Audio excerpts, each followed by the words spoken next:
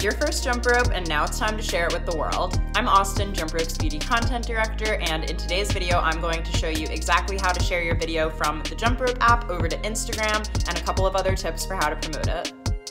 If your jump rope is under 1 minute long, you can share it directly to your Instagram feed from Jumprope.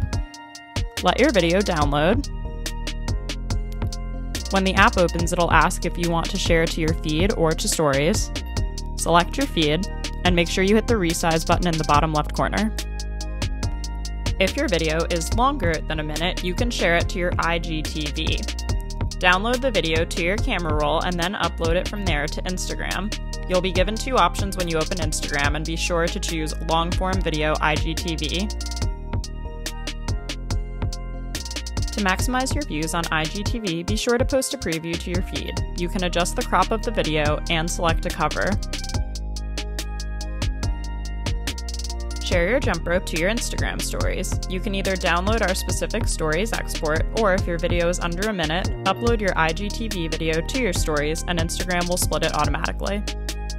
To promote an IGTV video, share the first stories export to your Instagram stories, and you can link to an IGTV video so users can swipe up to view.